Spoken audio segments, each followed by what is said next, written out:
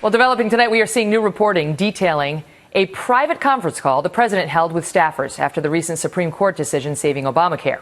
On the call, the president reportedly celebrated his record of transforming America on everything from health care to normalizing relations with Cuba.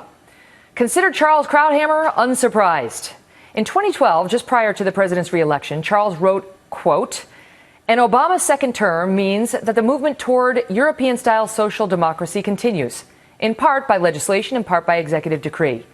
The American experiment, the more individualistic, energetic, innovative, risk-taking model of democratic governance, continues to recede, yielding to the supervised life of the entitlement state." Charles Krauthammer is a Fox News contributor and author of the book Things That Matter, which is now out in paperback with a new section on the age of Obama. Charles, good to see you. And you called it because you said that Barack Obama wanted to be a president like Ronald Reagan, not in his policies, but in his legacy. And today, he appears to have declared victory on that front. Is he right? No, he's not right, but I think he's had this ambition. When he was running in 2008, he said that Reagan was consequential in a way that a Nixon or a Clinton was not. And what he meant is that Reagan ended 50 years of a liberal ascendancy in the country. Within 10 minutes of his swearing in, Reagan declares the government is not the solution to the problem, government is the problem, which is a complete overturning of the whole idea of the New Deal. And then he succeeds. And as a result, what Reagan did and what Obama aspired that he could do in the reverse, Reagan brought in a 30-year conservative ascendancy. The proof of that, in 1996, his Democratic successor, Bill Clinton, declares, State of the Union address, the era of big government is over. When the other guys are repeating your political philosophy, then you've achieved a change in the trajectory of the country. Obama has always seen himself as the man whose presidency ushers in the return of the liberal ascendancy and the end of the conservative time, the conservative dominance that Reagan had brought in. It's a little bit early to be declaring it because the reason that Reagan ushered in this era is because his policy succeeded.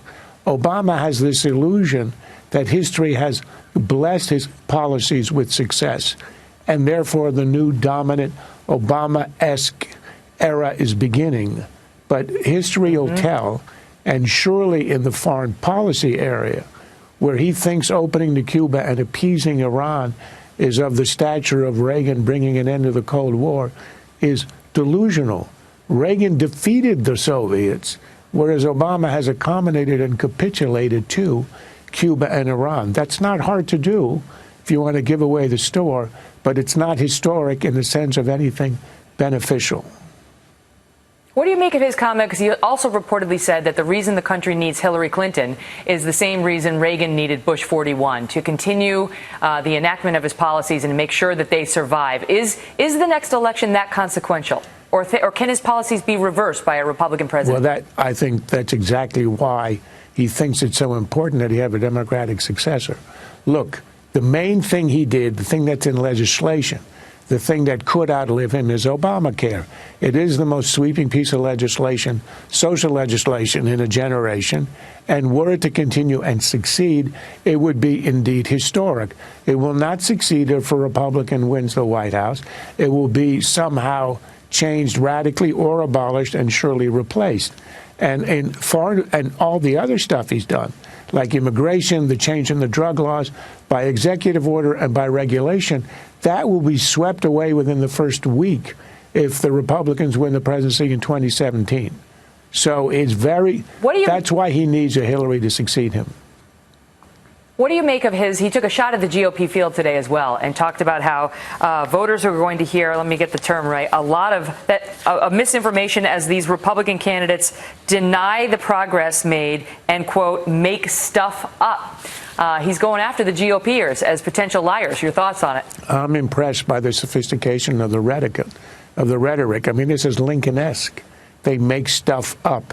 Look, he's obviously trying to preemptively protect his legacy, but it won't be up to him.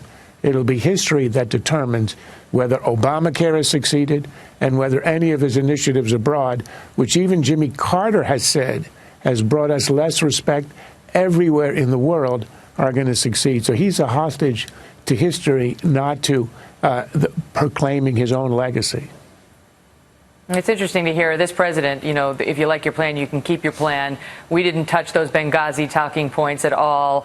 Not a smidgen of corruption. Talk about people making things up. It's tough to hold the office he's held for as many years as he had and cast that stone. Charles, great to see you. Take care. Thank you.